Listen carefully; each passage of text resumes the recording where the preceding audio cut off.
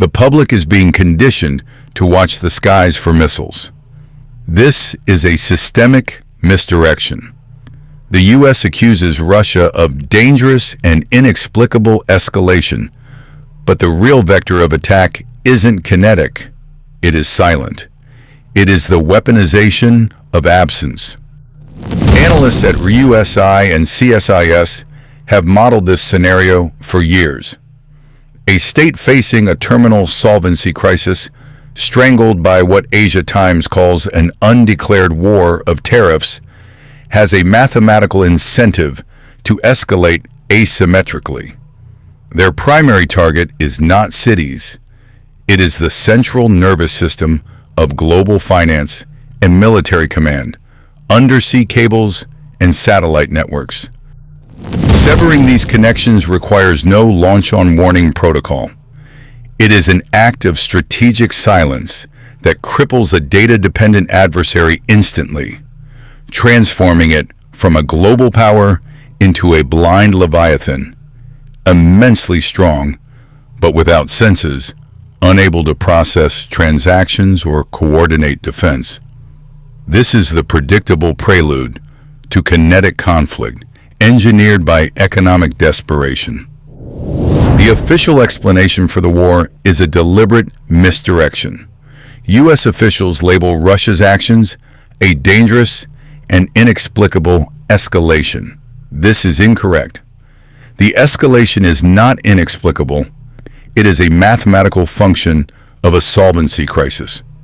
A state facing systemic failure does not break, it accelerates.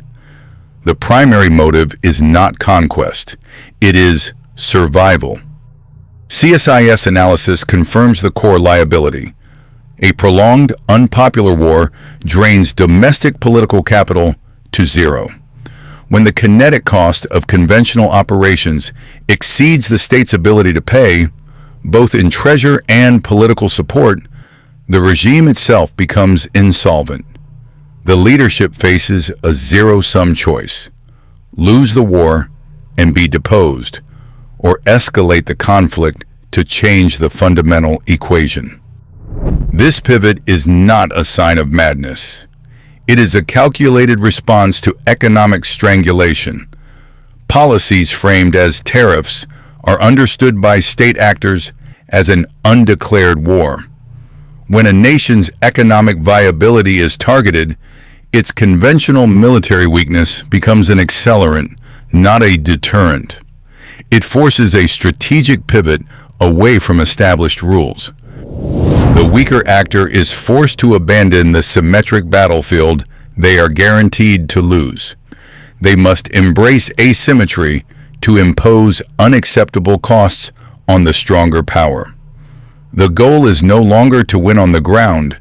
It is to create a crisis so severe that the stronger actor is forced to the negotiating table.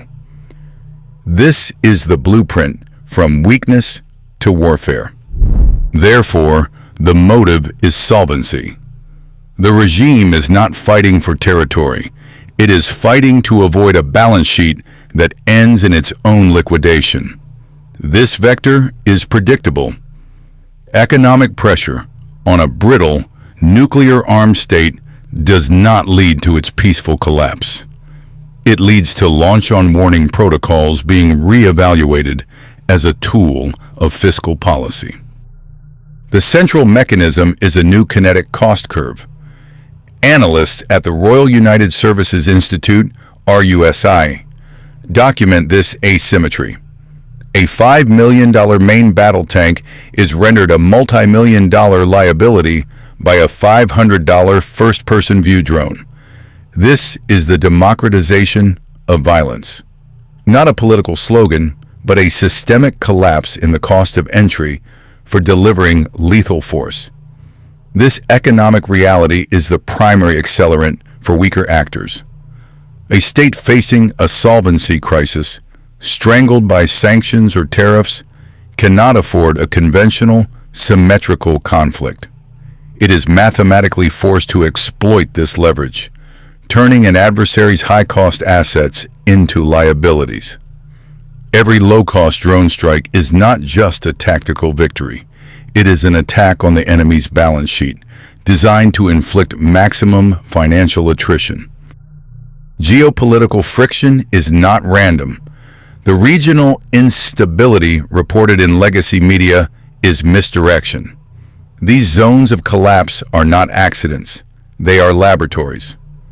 According to USI analysis, these gray zones function as proxy battlefields for testing economic siege tactics and adversarial response protocols at a safe distance from domestic populations.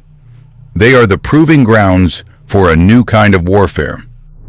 The catalyst for creating these labs is economic strangulation. A threatened 500% tariff, as documented by Asia Times, is not a negotiation tactic. It is an act of undeclared war. It is a mechanism designed to trigger a solvency crisis in the target bloc, specifically the Global South. This weaponized finance intentionally drains liquidity, creating the desperation required for the next phase of conflict. A state facing insolvency cannot afford a conventional, kinetic war. Its military becomes a financial liability. The only remaining path is asymmetric escalation. This is a predictable vector. The dangerous and inexplicable escalation the U.S. government observes in Ukraine is neither. It is the scaled-up application of doctrines perfected in these gray zones, a blueprint for how a weaker power leverages unconventional assets when its economic survival is terminated. The final stage is contagion. These proxy laboratories inevitably metastasize beyond their intended boundaries. The EU defense chief's call for a combined military force is not proactive strategy. It is a reactive immunological response to instability breaching containment.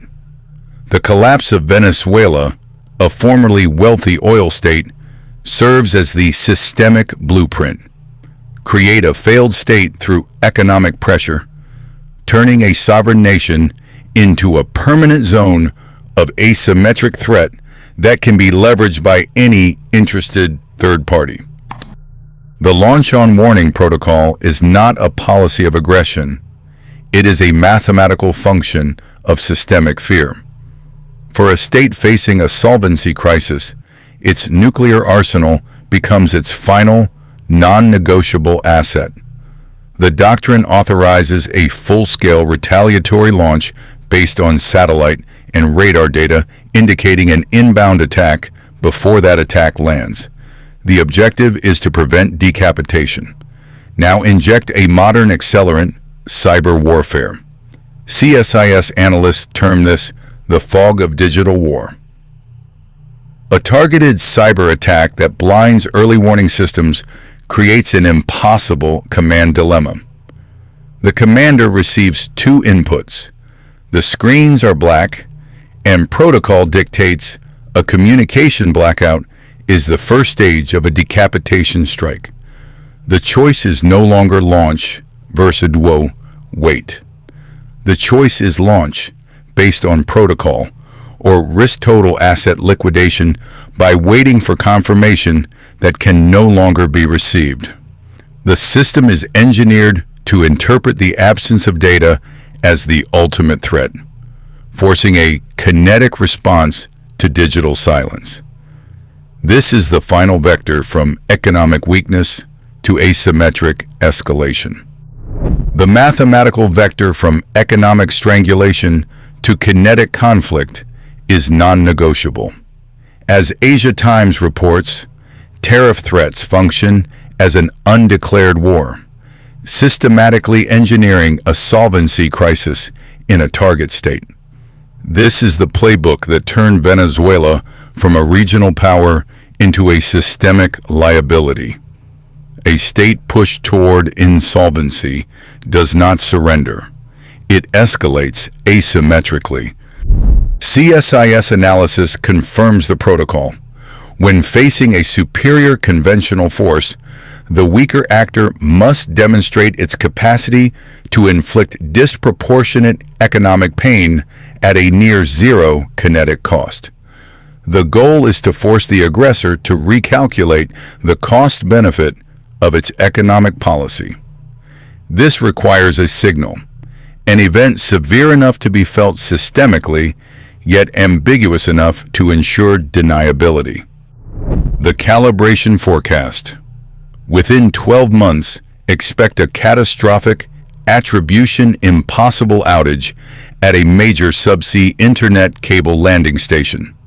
The event, targeting a key financial data conduit, will be officially designated a multi-system hardware failure following an undersea seismic event. Transactional data flow will be throttled by 80% for 48 hours. It is a calibration shot to prove that liquidity can be weaponized.